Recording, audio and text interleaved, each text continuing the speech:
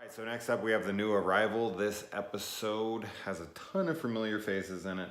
We got the T-1000 himself, Robert Patrick, playing the hip, cool, young voice that all the kids are wanting to hear, and his ratings are going up. I have to believe that this has to do with the times when this was written, that someone like Howard Stern and all these obnoxious young dudes were taking over the radio, and all these older guys who were kind of a little more mellow and a little more old school were kind of getting pushed out the door because their shows were considered boring by the masses who were listening and giving the ratings at the time.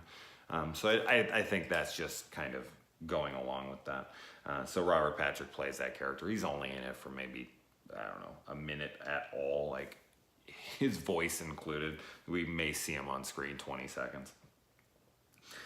We also got Zelda in here from Poltergeist. She's just so easily recognizable in the horror world.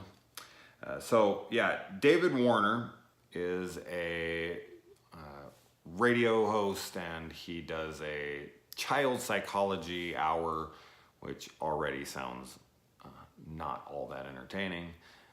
And he's about to get fired, and he knows it, so he decides to take the show to one of his more frequent callers, who's played by Zelda.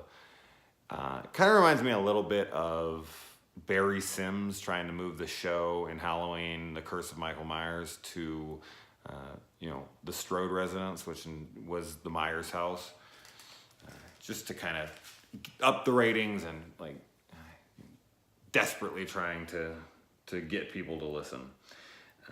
And we have Twiggy in this episode as well. So, as I said, a lot of familiar faces here.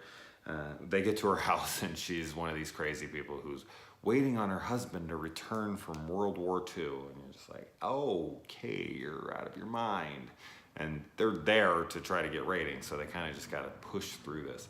And they see the kid, and they think that, and I'm glad that they kind of lay their cards out on the table right away, because the kid really looks like it's Zelda, because Zelda is a very, very short person in real life. And so when you see the kid, you're like, oh, that's just going to be her. That's going to be the big twist. And you think you've got it all figured out. And Warner's character is kind of just like, I dealt with a case like this before, where the parent thought they were their child, and they had to suss those things out. So they did address that here, and I'm like, oh, well, if they're addressing that, then that isn't probably going to be the reveal. And the reveal is something that you could never guess, that the kid is dead and has been for like 40 fucking years. And that they've tried to get every other well-known psychiatric doctor out there to come over, and they're all dead there. All their skeletons are there at the end. And it just kind of just ends, because it's like, all right, like, we're just going to leave you in the room with her, and she's just kind of dancing and playing around with him. And anytime it just moves on to the Crypt Keeper, you're like, oh, I guess that means they died.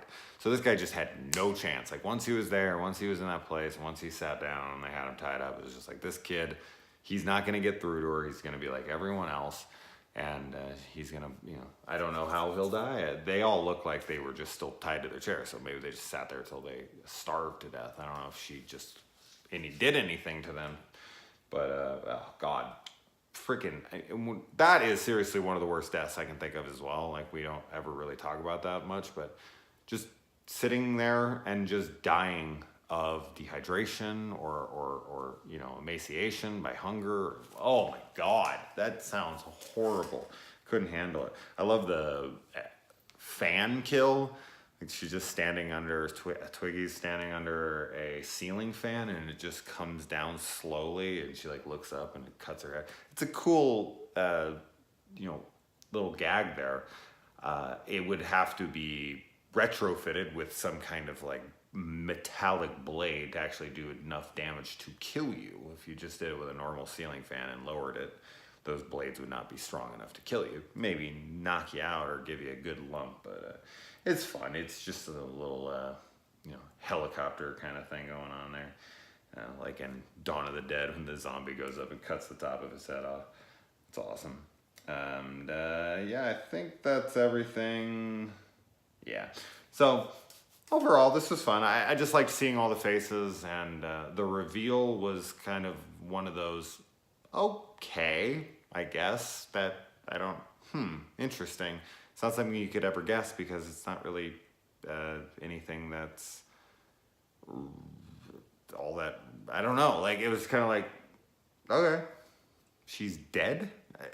I guess. She's just a corpse running around for 40 years? Yeah, there's no way you could possibly guess such a thing. So, anyway, it's a fine episode. All right, moving on.